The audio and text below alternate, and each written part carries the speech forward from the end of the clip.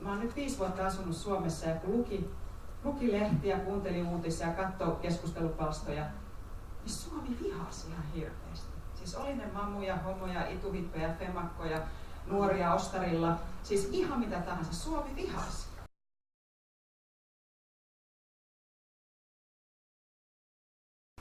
Niin oletteko te valmis lopettamaan tämän maahanmuuttajasanan käyttämisestä? Koska Suomen romaanit ovat päässeet siitä yli, tataarit ovat päässeet siitä yli ja myös juutalaiset ovat päässeet siitä yli.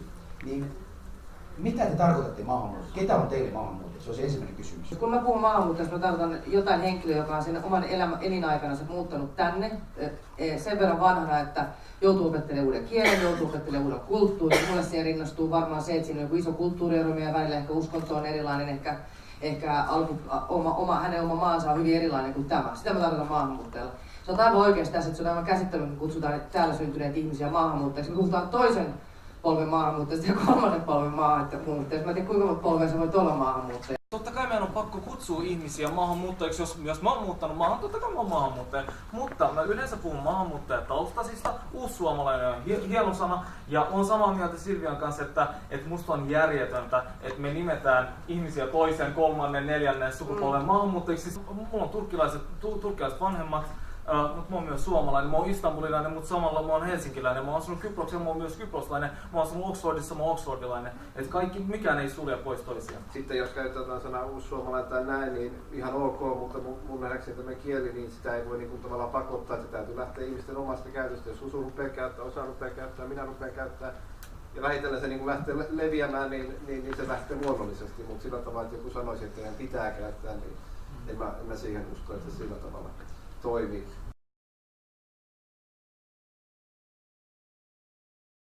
Sä olet nostanut yrittäjyyttä esiin aika paljon ja tässä voidaan mennä siihen työpaikojen viimeisen kysymyksen. Mä muistan sellaisen valokuvan Britanniasta, johon viittasit jo, jossa iloiset mustaihoiset ihmiset olivat kantaneet sellaisen plakaatin, jossa luki, että tulemme tänne viemään teille työpaikat, mutta huomasimme, että teillähän ei ole töitä. Maahanmuuttajat ja työvoiman kysymykset, ja mulla itsellä on tälläkin hetkellä liki 10 maahanmuuttajaa töissä, että siellä on eri Euroopan maista puolalaisia, ukrainalaisia ja näin. Eli tässä ei ole mikään nollasummapeli, että meillä on tietty määrä työpaikkoja, jotka on jaossa, vaan töitä on niille, jotka niitä haluaa tehdä, ja nämä tehdyt työt luo uusia työpaikkoja, ja tämä pätee koko Euroopassa. Ymmärtää, että työ on hyvin erilaiset nyt ja tulevaisuudessa.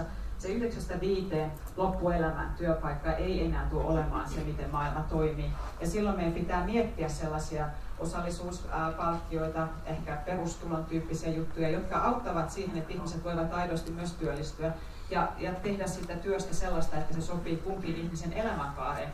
Joissakin tilanteissa ei ehkä ole mahdollista tehdä sellaista työtä kuin mitä me perinteisesti ollaan ajateltu. Eli ei pitäisi puhua siitä, että kuka sen duunin tekee, vaan siitä, että mitä siitä työstä maksetaan palkkaa. Eli palkan pitää aina olla sellainen, että sillä elää, ja jos joku tulee ulkomailta Suomeen, niin sen pitää saada sellainen palkka, mitä Suomessa maksetaan, ei sen lähtömaan tasosta palkkaa. Se on niiden yrittäjien vika, niiden yritysten vika, jotka ihan tieten tahtoen tekee tällaista, hakee tänne ihmisiä tekemään töitä palkalla, jolla Suomessa ei elä. Ja tämä on se oikea kysymys. Näitä pitää syyttää, niitä, jotka hyötyy tästä, ei niitä maahanmuuttajia, jotka tulee tänne tekemään töitä. I am here and I listen every time the same things when people talk about immigrants, about work. I want to ask you, you said that we need immigrants. We need their brain, we need their hands. We are here, but we don't see you people taking us. Se on sellainen fakta, että työmarkkinat on rasistisia. Ja sille ei voida politiikalla tai päätöksellä kovin nopeasti tehdä mitään. Sen tähden mä uskoisin enemmän yrittäjyyteen. Ne, jotka tulee rajan yli uuteen maahan, on luonteeltaan pioneerihenkisiä ja yrittäjyyspotentiaalia on paljon. Tämä voisi auttaa koko Suomea, jos panostetaan enemmän yrittäjyyden tukemiseen, kun ihmiset tulee muualta Suomeen. Mä itse olen ollut 14 vuotta maahanmuuttajien palveluksessa ja olen nauttinut siitä, että saan palkkaa yrittäjähenkisiltä maahanmuuttajilta. Täällähän bussit pysähtyisi, jos ei olisi ulkomaalaisia taustaisia, lähinnä virolaisia, venäläisiä ja näin. ajamassa busseja, somalejakin muita. Sitten on siis lääkäreitä, sairaanhoitajia ja ensihoitajia, näitä sillä lailla niin erittäin paljon. Että kyllähän tämä koko ajan niin kuin edistyy. Se valitettava juttuhan on se, että saattaa olla filosofian tohtori, joka ajaa sitä bussia, koska hän ei saa koulutustaan vastaavaa työtä. Lainsäädäntömuutoksia meillä on tällä hetkellä se, että olisi nyt lääkärit, kätilöt, heillä on sellainen, ja niitä on muutamia muitakin ryhmiä, jotka saavat harjoittaa ammattia eri maissa. Itse opiskellut Tallinnan yliopistosta oikeustiedettä ja olen törmännyt täällä Suomessa siihen, että se tutkinto ei olekaan niin helposti hyväksyttävissä ja meidän koulu käy kovaa neuvottelua ja Lakimiesliitto vastustaa.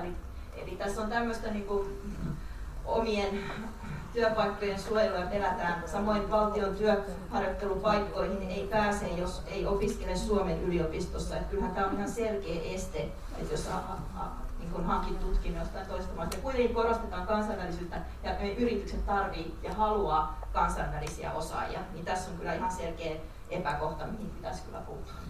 Kyllä meille niin kuin lähtökohtaisesti tällä hetkellä tärkein asia Euroopan unionissa on työ ja työllisyys. Ja nämä järkyttävät työttömyysluvut, mitkä läpi Euroopan jatkuu, nuorisotyöttömyys 60%, Espanjassa 55%, Kreikassa, nämä on älyttömiä lukuja, joita me ei kerta kaikkiaan voida sallia eikä voida tätä kautta menettää tulevaa sukupolvea. Eli työtä ja toivon todellakin, että näissä vaaleissa tai tulevassa parlamentissa ei mennä markkinoiden ehdolla, vaan ihmisten ehdolla. Se olisi korkea aika myös Euroopan unionissa ja sitä kautta me saadaan sitä legitimiteettiä niille ihmisille.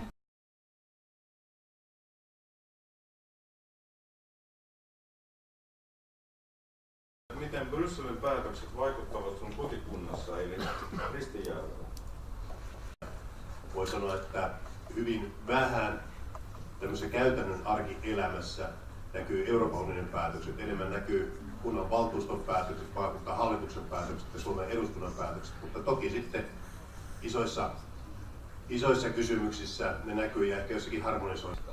Eli oleellisin kysymys on mun nähdäkseni, kun täällä muutkin on mainostanut selkeästi ja pitänyt pitkiä puheenvuoroja, minäkin tätä pidennän tätä omaa, on se, että miten suhtautuu tähän liittovaltiokehitykseen. Kannattaako sitä vai ei? Mun nähdäkseni, jos kannattaa yhtään integraatiota enempää, sen syventämistä nykyisestä, kannattaa käytännössä liittovaltiota.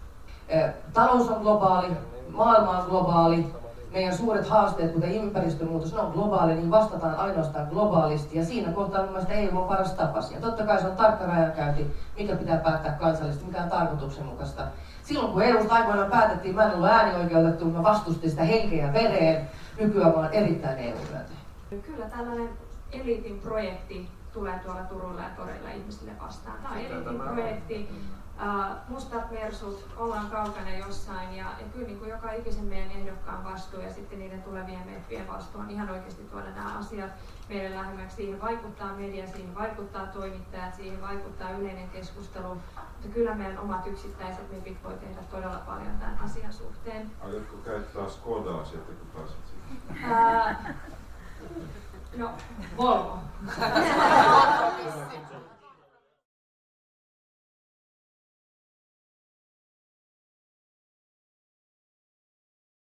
Miten me voidaan ensinnäkin saada ne asiat niin mielenkiintoisiksi myös niille ihmisille, joilla ei vielä ainakaan ole mahdollisuutta äänestää suoraan, ja niin, että he pääsevät myös vaikuttamaan siihen, mitä siellä tehdään Brysselissä? Kyllä siis ihmiset on aika tietoisia, esimerkiksi Schengen-sopimus on sellainen, mistä ihmiset on hyvin tietoisia, ettei voi lähteä shoppailemaan turvapaikkaa maasta toiseen, tai voi yrittää, mutta se huonosti onnistuu.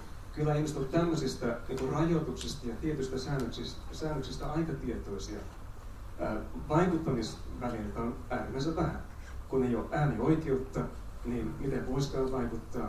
Media on sitten se vaikuttamisen kanava tässä. Ja mä uskon, että on paljon tarinoita, jotka on vielä kertomatta. Mä omassa työssäni viikoittain kohtaan semmoisia tilanteita, joissa ihmiset on todellisesti lain ulkopuolella Suomessa. Mutta uskallan väittää, että silloin järjestelmä toimii hyvin, jos jokaisen ihmisen arki on hyvä. Ihmisillä on työtä, elinkeino, heidän oikeuksiansa ei poljeta, he tulevat kuulluksi. Jos ei ole äänioikeutta, niin kuitenkin esimerkiksi meillä on osallistumisen rakenteita Euroopassa rakennettu koko ajan, ja nyt esimerkiksi nuorten osallistuminen on otettu eri tavalla huomioon.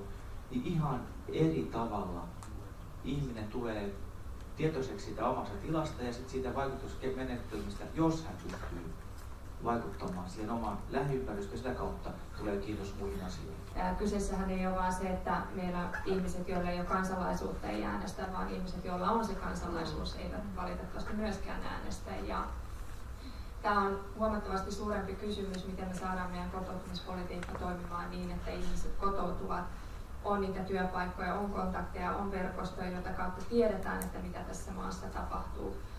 Mä alleviivaisin, täällä on upeita järjestöjä paikan päällä. Mä oon itse ollut järjestöissä töissä ja tiedän, miten upeita ja tärkeitä työtä tehdään, kun käydään sitä ABC:tä läpi.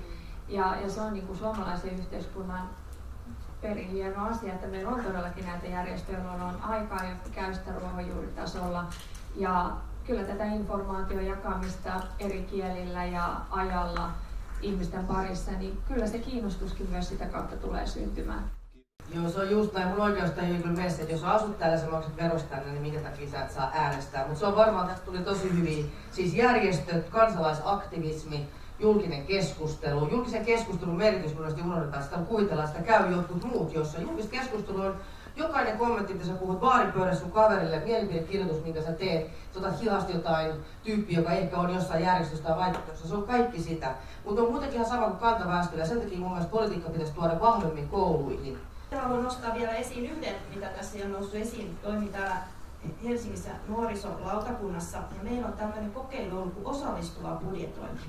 Eli eri alueiden nuoret itse saa päättää tietystä budjettiosasta, mitä sillä rahalla tehdään, miten se työ kohdistuu, se julkisen varoin tehty työ sillä alueella parhaiten. Ja siinä saa äänestää näistä hankkeista kaikki.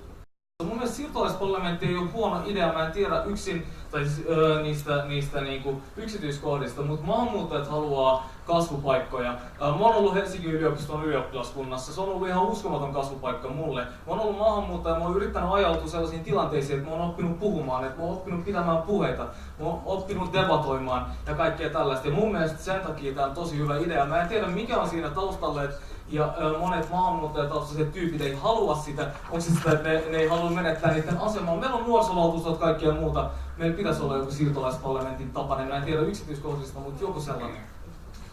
Vaikka heillä ei ole äänestysoikeutta, niin mä tiedän, että meidän nuorisovaltuustot on vaikuttanut ihan mielettömästi päätöksentekoon. Ja meillä esimerkiksi monessa kunnassa, Sastamalassa muun muassa, on hallituksen pöydässä, mä olen hallituksen puheenjohtaja, hallituksen pöydässä on nuorten edustaja. Nuorisovaltuutetut ovat valtuustossa. Heillä on läsnäolo ja puheoikeus. Ei heillä ole äänioikeutta, mutta he vaikuttavat ihan helkkarin osalta.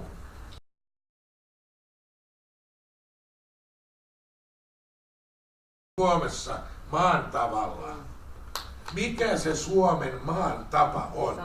Jos mennään takaisin historiaan. Niin, mutta onko se lappilainen, saamelainen tapa, onko se ahvenanmaalainen, onko se savolainen vai karjalainen, onko se suomalainen, suomikielinen vai ruotsikielinen, onko se ortodoksi vai luterilainen, onko se juutalainen vai muslimi, joita on myöskin Suomessa ollut pitkään. Eli ei ole olemassa yhtä maan tapaa. Jos tarkoittaa maan laki, se on selvä. Maan lakia pitää noudattaa, mutta maan tapoja on tuhansia. Meikäläinen ajattelu ja promotoinut Suomea maailmalla, että meillä on kaikki hyvin ja me ollaan suvaitsevaisia ja muita. Ja nyt kun elää tämmöisessä monikulttuurisessa perheessä, niin kyllä mun täytyy sanoa, että muutaman kerran olen törmännyt siihen, että me ei olla. Ja viime kesänä olin Danielin kanssa, mikä on mun siskon poika, oltiin pelaamassa vähän jalkapalloa, potkimassa palloa. Daniel on 11-vuotiaana, isänsä on siis kenialainen. Ja siihen jotkut pysähtyi jotenkin nuoria poikia ja sanoi näin, että anteeksi nyt toista, mitä he sanoivat tässä. Vittu, kato neekeri tuolla. Mä sanon, sattu syvältä. Oma rakas Daniel, siskon poika. Silloin mä mietin, ei kerta kaikkea. Meillä Suomessa tämmöistä